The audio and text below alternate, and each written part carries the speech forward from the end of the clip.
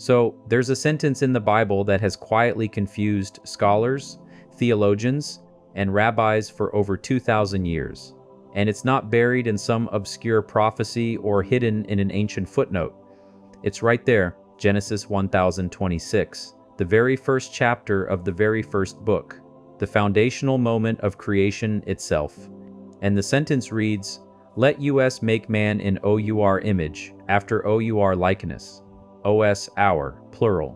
Not, "Let me make man." Not, "I will create humanity in my image." Us, our, a plural pronoun. In the mouth of a God who, according to every major Abrahamic tradition, is absolutely, completely, fundamentally, one. And here's the weird part. The Bible never explains it. It just moves on. No footnote. No clarification. No angel steps forward to say, "Oh, he means us," as in the royal we. The text drops this extraordinary grammatical anomaly into the opening chapter of all of Scripture, and then just continues. That single word, US, has generated more theological debate, more academic papers, more late-night arguments between seminarians than almost any other word in the entire biblical text. And once you go down this rabbit hole, I promise you, you will never read Genesis the same way again. Now, you've probably heard the standard explanations. Maybe your pastor mentioned it once.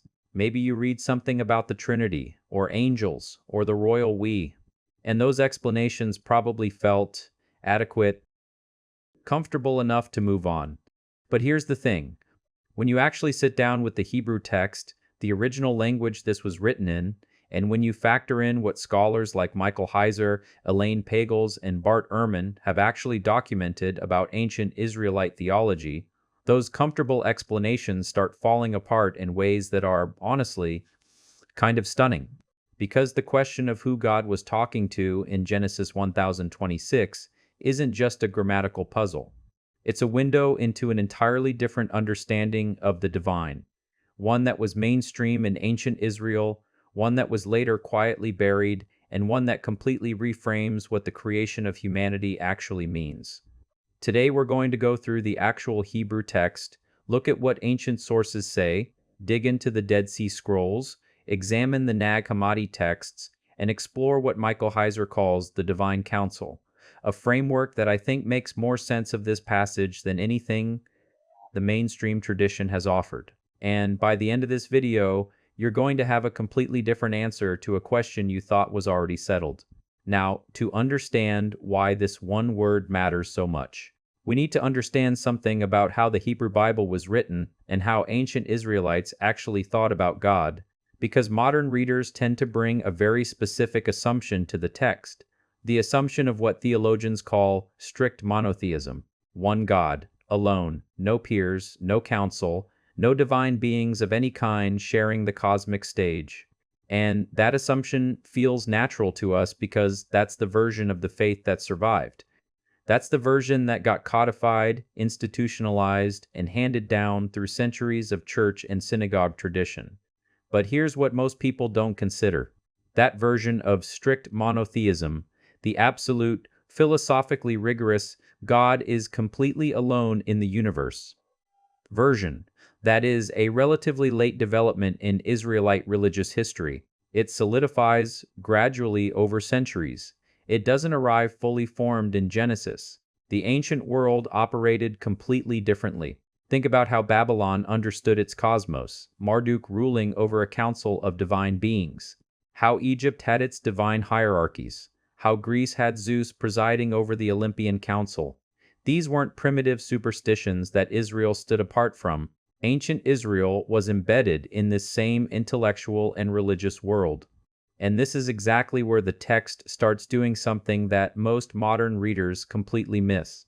Because the God of Genesis, Elohim in the Hebrew, was understood by ancient readers in a very specific cosmological context.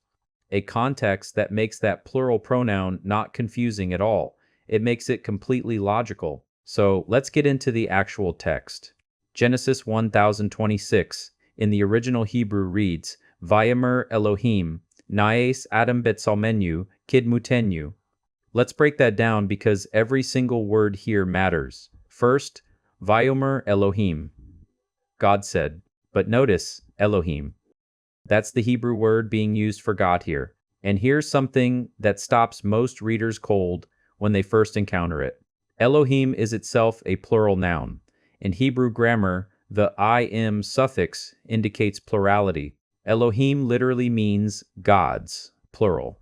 Now, Jewish and Christian tradition has explained this for centuries as a plural of majesty, the same way a king might say, "We are not amused," when referring to himself.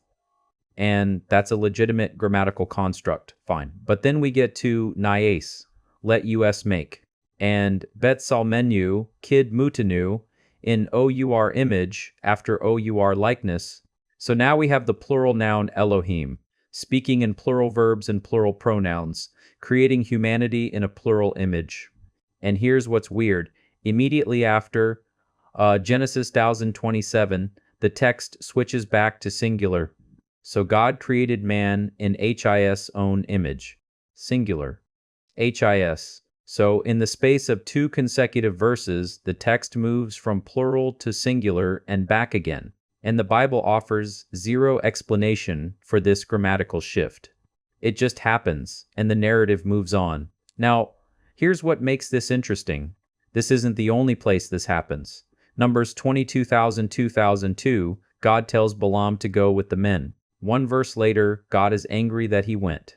Joshua 24,019, Joshua tells the people, "You cannot serve the Lord, for he is a holy God, Elohim Kedoshim." Kedoshim, plural adjective, holy gods, for a supposedly singular deity. The pattern is persistent, and it's not accidental. Something is embedded in this text that the standard explanations consistently fail to account for. Now, this is where Michael Heiser's work completely changes the conversation. And I want to spend some time here because I think his framework is the most honest engagement with the actual biblical data that I've encountered. Heiser spent decades as a Hebrew and Semitic languages scholar. He was a data analyst for Logos Bible software. He read these texts professionally in their original languages, and his central argument, laid out in his book, The Unseen Realm, is that modern readers have been importing philosophical assumptions into the biblical text that the original authors simply did not share. His argument goes like this. Ancient Israelite theology, the theology that produced Genesis, operated with what he calls the divine council worldview. And this wasn't a fringe idea. This wasn't Gnostic heterodoxy. This was the mainstream cosmological framework of the ancient Near East, and Israel participated in it. Psalm 82 makes this explicit in a way that is, honestly, difficult to explain away. And I want to read it carefully because it's the key to everything. God has taken his place in the divine council. In the midst of the gods, Elohim, he holds judgment. Read that again. God, singular, is standing in the midst of gods. Plural Elohim. He is presiding over them, judging them, holding them accountable. This is not a metaphor. This is not poetry gesturing vaguely at divine majesty. This is a specific cosmological claim that Yahweh, the God of Israel, operates within a structure, a heavenly court, a divine assembly of beings who are called gods, who have real existence, who have real authority, and who are accountable to Yahweh as their sovereign. Heiser calls these beings the sons of God, the Bene Elohim, a term that appears in Job in Genesis 6 and scattered throughout the Psalms. And his argument is simple and devastating. When Genesis 26 says, "Let us make man in our image," that us is not the royal we, that us is not a pre-echo of the Trinity, that us is the divine council. Yahweh addressing the heavenly assembly before the act of creation. And here's why that matters enormously. Because it means the creation of humanity wasn't a solo act. It was a council decision. Humanity was created in the image of a divine collective, not just one God's image, the image of Elohim, the divine assembly itself. But here's where it gets even more interesting, and this is where most mainstream discussions of Genesis 26 completely stop short. Because in 1947, a Bedouin shepherd near the Dead Sea accidentally discovered a collection of ancient Jewish texts hidden in clay jars in the caves of Qumran, the Dead Sea Scrolls. And among those scrolls were documents that gave us an unprecedented window into what Second Temple Judaism, the Judaism of Jesus' own era, actually believed about the divine council. One document in particular, the Songs of the Sabbath Sacrifice, describes in extraordinary detail the worship that takes place in the heavenly realm. Multiple divine beings, multiple angelic princes, a heavenly temple with divine attendants surrounding the throne. This is not gentle metaphor. This is a detailed, liturgical description of a divine bureaucracy. Another scroll, 4Q246, describes a figure called the Son of God and Son of the Most High in terms that parallel divine sonship language throughout the Hebrew Bible. Not in a Christian theological sense, this was written before Christianity, but in the sense that divine beings with genuine heavenly authority were a completely normal feature of ancient Jewish cosmology. And this matters for Genesis 1026 because it tells us how ancient readers would have heard that verse. They wouldn't have been confused by the plural. They wouldn't have needed a Trinity explanation or a royal we explanation. They had a ready framework, the divine council, that made "let us make man" completely coherent. Yahweh was speaking to his divine assembly. The creation of humanity was a divine council event. Now, to be fair, because this is genuinely contested territory, there are several major interpretations of "let us make man" that have been around for centuries, and I want to give each of them a genuine hearing before I tell you where I land. Theory 1, the Trinity. This is the dominant Christian interpretation. God is speaking to himself in his three persons, Father, Son, and Holy Spirit. Augustine argued this. Calvin argued this. And the logic is clean.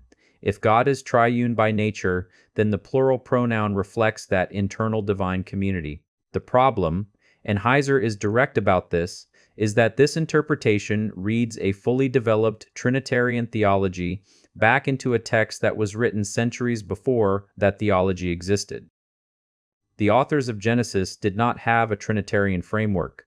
To say they were unconsciously expressing it requires a theological assumption the text itself cannot support.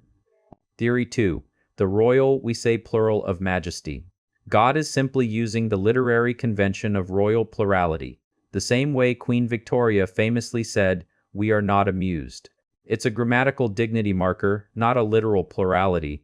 The problem here is that this plural of majesty, when examined carefully in actual Hebrew literature, is much rarer than tradition suggests. And it doesn't explain why the text switches so deliberately between plural and singular within two consecutive verses. Theory 3. God addressing the angels. God is speaking to the angelic host, his heavenly attendants. This is actually ancient.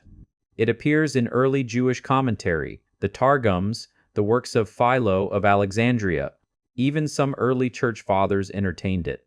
The angels are present at creation, God consults them, and humanity is made. The traditional objection is theological. If God made man in our image, and angels are included in our, then humanity shares angelic image, which complicates human uniqueness. But here's what I think makes the divine council framework, Heiser's version, make the most sense of all the data. It's not that God was asking the angels for permission. It's that the creation of humanity was a council event, a divine declaration to the heavenly assembly before the act. We are going to do this. Here is what we will make. Here is what they will carry. And that framing, humanity as bearing the image of the divine council, not just one God, but the entire heavenly structure, that's not a diminishment of humanity. That's an elevation. It means humans were designed as the earthly representatives of a cosmic divine order. And this is where the Gnostic texts discovered at Nag Hammadi in 1945 enter the conversation.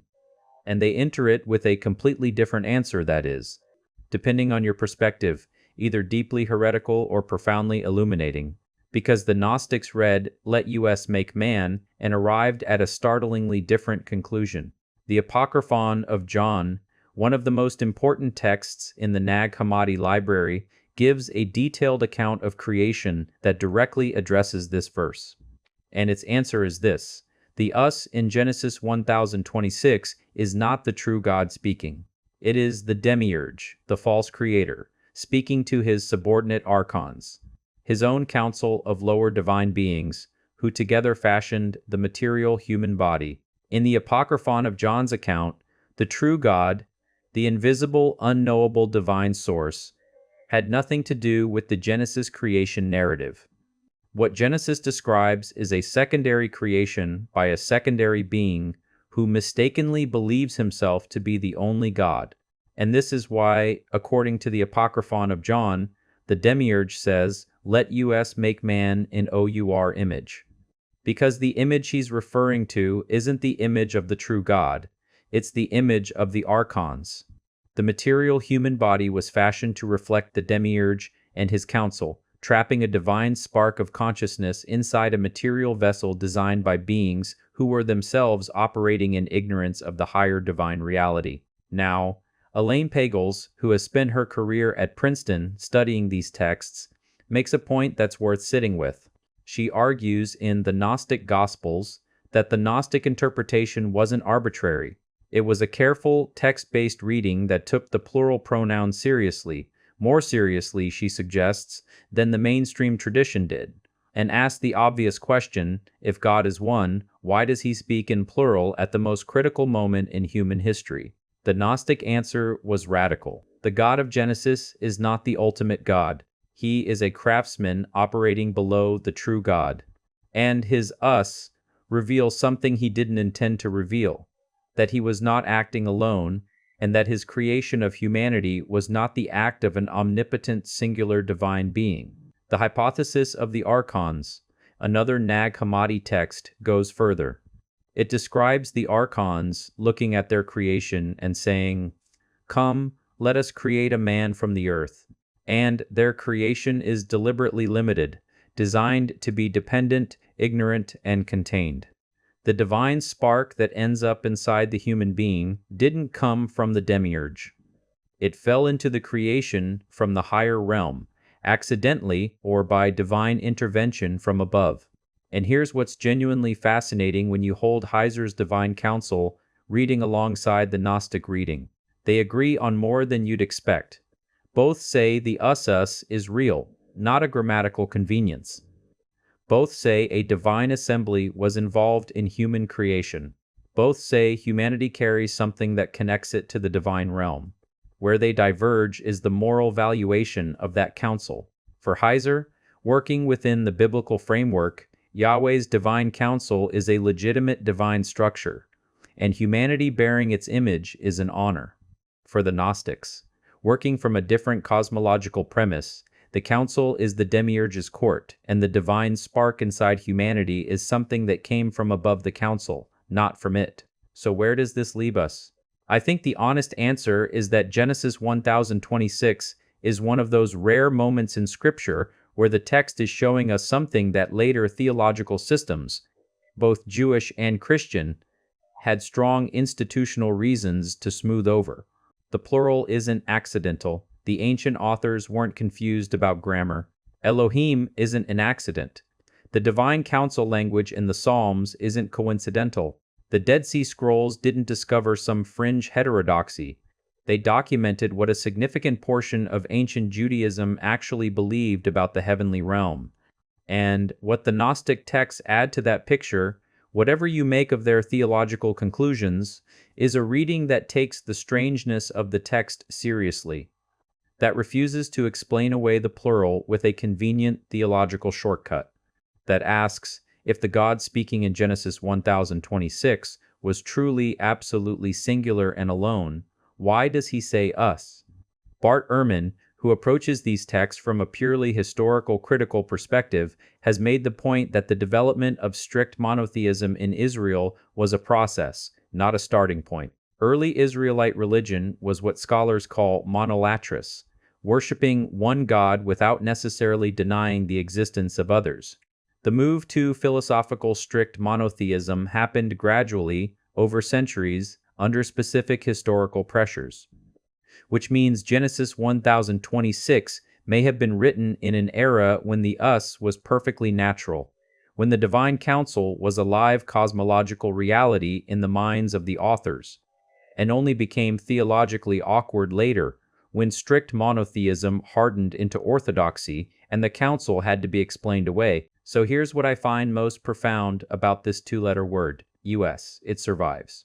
Right there in the first chapter of Genesis, after thousands of years of theological explanation, royal we interpretations, Trinitarian readings, and institutional smoothing. Untranslated, unchanged, still plural. And I think there's something in that survival worth sitting with. Because maybe the text is doing exactly what good ancient texts do, preserving a memory that later systems found inconvenient. A memory of a divine reality that was larger, stranger, and more populated than the sanitized monotheism that eventually won the institutional argument. Whether you land with Heiser and see in that us the legitimate divine council, Yahweh addressing a real heavenly assembly before the creation of beings designed to carry divine image into the material world, or whether you land with the Gnostic reading and see in that us a confession the demiurge didn't realize he was making, revealing that the God of Genesis was not operating alone and not operating from the highest level of divine reality. Either way, the text is telling you something that centuries of Orthodox tradition have worked hard not to tell you. Humanity wasn't a solo act. The image we carry is not simple. And the divine reality that produced us is far more complex, far more populated, and far more interesting than a Sunday school answer was ever going to capture. The question isn't just who God was talking to in Genesis 26. The question is, what does it mean that we were made by a we, and what does that make us? If these questions are pulling at something in you, if that single word us has opened a door you didn't know was there, I want you to know that's not an accident. The Gnostics had a specific word for that feeling. They called it the call, the moment when cracks appear in the official version of reality and something older and deeper starts coming through. And in my opinion, one of the most respected biblical scholars working today, Michael Heiser, spent his entire career documenting that the official version was always more complicated than it was presented. His book, The Unseen Realm, is worth your time if you want to go deeper on the divine council framework. But here's where it gets even stranger. Because if humanity was made by a divine council, bearing their image, the next question is what exactly that image contains, what was placed inside us, and what certain ancient texts say was hidden inside human beings without the knowledge of the beings who created the body. What the Apocryphon of John says about that hidden element, the divine spark inside the human vessel, completely changes the story of the Garden of Eden. The serpent, the tree, the forbidden knowledge, all of it looks completely different when you know what was actually placed inside Adam before the demiurge realized what had happened. That's the next video, and I think it might be the most important one we've done. If this raised questions for you, drop them in the comments. I genuinely read every one. And if you found this useful, the subscribe button helps this channel reach people who are ready to hear it.